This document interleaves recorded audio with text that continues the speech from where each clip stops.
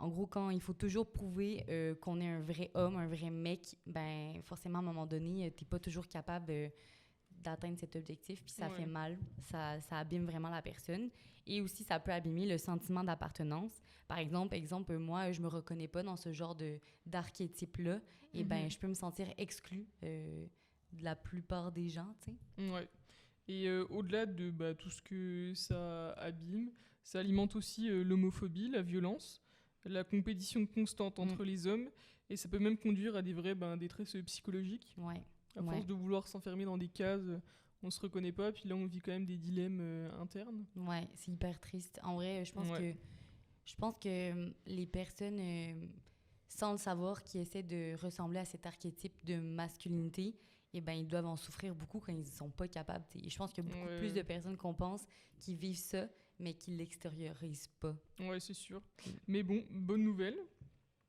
Ce modèle-là, aujourd'hui, il est de plus en plus remis en question. Ouais.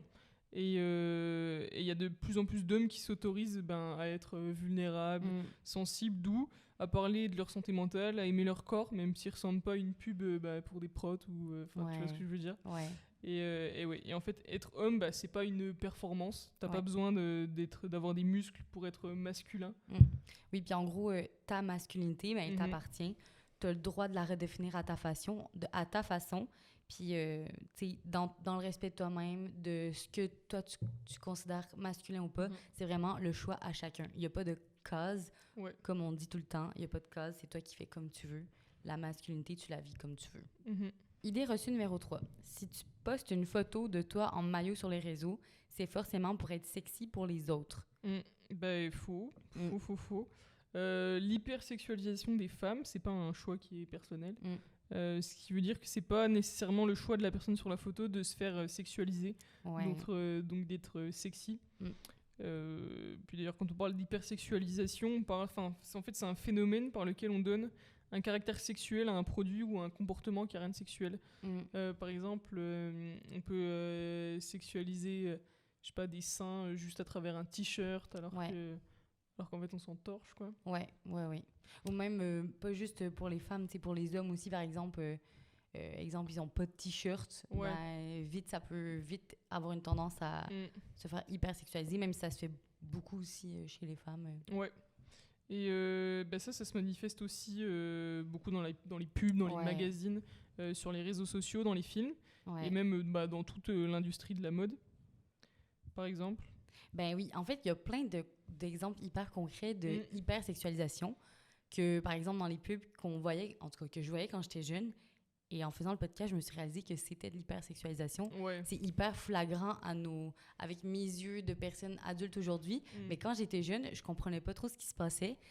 Par exemple, on a une pub pour Dolce et Gabbana. C'est une campagne qu'il y a eu en France dans le début des années 2000. En gros, on y voit une femme qui est allongée sur le sol, qui est entourée d'hommes torse nu, dans une posture qui évoque un peu la domination sexuelle. En gros, ici, ce qui se passe, c'est qu'on utilise le corps féminin comme un objet sexuel, sans expression d'autonomie ni de consentement clair. En gros, la pub est utilisée pour choquer, attirer l'attention dans un contexte de luxe et de mode. Donc, voilà, ça n'a aucun rapport, mais le corps de la femme est sexualisé pour vendre un truc de mode. Comme aussi, campagne de bière au Québec, comment ça s'appelle? Campagne de... Moosehead. Ouais, ok, c'est ça. C'est des publicités avec des slogans comme Laisse-toi tenter. Alors ici, on banalise la sexualité des femmes. En gros, on met juste des femmes en bikini pour vendre de la bière, alors que ça n'a juste aucun rapport. Et l'idée sous-jacente dans tout ça, c'est que acheter cette bière, ça te donnerait accès à un corps séduisant. Mais moi, ça n'a aucun sens. Attends, mais quand on était à Québec, il n'y avait pas des pubs encore comme ça? Mais je pense que oui, parce que moi, ça me dit vraiment quelque chose. Puis même quand j'étais petite, j'ai des souvenirs vraiment flagrants d'une marque de bière, pas celle-là, mais genre où est-ce qu'il y a juste des filles habillées full sexy. C'est genre, tu bois une gorgée de bière, puis là, t'es irrésistible. Mais moi, je comprenais pas, mais là, aujourd'hui, je comprends. Et je te jure, je crois qu'il y avait une pub... encore maintenant, ça n'avait pas rapport. Je crois que c'était pour des piscines ou un truc comme ça. Non, mais ouais. Trop de la merde. Ouais. Bref. Mais il y a aussi la publicité Axe en France dans les années 2010. Ça, tout le monde connaît ça, c'est sûr, en vrai. Le message, c'était « Mets du Axe et des filles magnifiques vont te courir après ».